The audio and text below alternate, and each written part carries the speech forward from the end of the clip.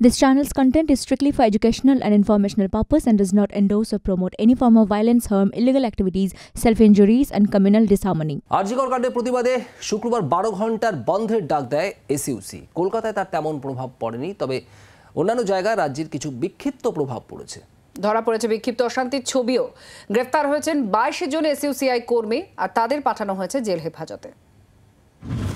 আরজিকরে তরুণী চিকিৎসককে ধর্ষণ ও খুনের ঘটনা নিয়ে তোলপাড় রাজ্য।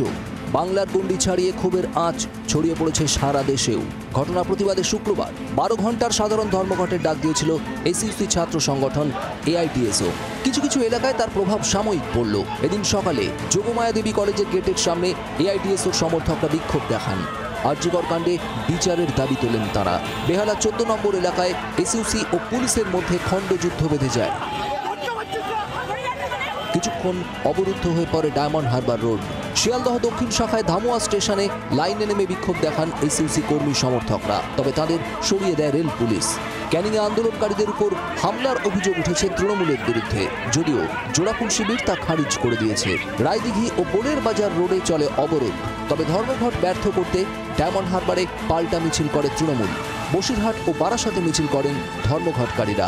একই ছবি দেখা যায় বহরমপুরেও। মিছিল থেকে আরজিকর কাণ্ডের সুবিচারের দাবি ওঠে।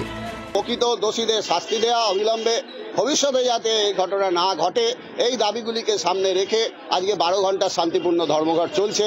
আমরা দেখেছি স্বতঃস্ফূর্তভাবে মানুষ এই বন্ধে সাড়া দিয়েছে।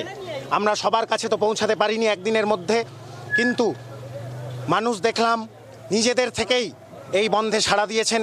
যে কজন জানতেন না গাড়ি বার করেছিলেন সকালে, আমরা তাদের বিবেকের দরবারে আহ্বান জানিয়েছি, আবেদন করেছি। হুগলির আরামবাগে কিছুক্ষণের জন্য বন্ধ ছিল বাস পরিষেবা। কাটোয়ায় দোকান বন্ধ করা নিয়ে পুলিশের সঙ্গে ধস্তাধস্তি বাঁধে ধর্মঘটীদের। নদিয়ার শান্তিপুরে বন্ধের জেরে ব্যাহত হয় বাস পরিষেবা। পূর্ব মেদিনীপুরের নন্দীগ্রামে চলে বিক্ষোভ। তমলুকের মানিকতলা ও নিমতৌড়িতেও পথ অবরোধ করা হয়। এছাড়া বাঁকুড়া, পশ্চিম মেদিনীপুর, ঝাড়গ্রাম ও পুরুলিয়ায় ধর্মঘটের তেমন কোনো প্রভাব পড়েনি। ধর্মঘটের আংশিক প্রভাব পড়ে আসানসোলে। বন্ধ থাকে কিছু দূরপাল্লার বাস।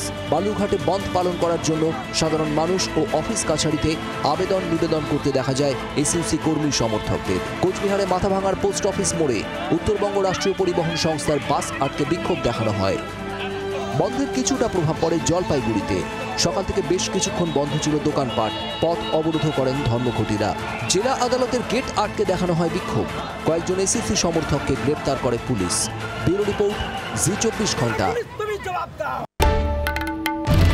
বাংলার আওয়াজ, বাঙালির আবেগ, জি 24 ঘন্টা।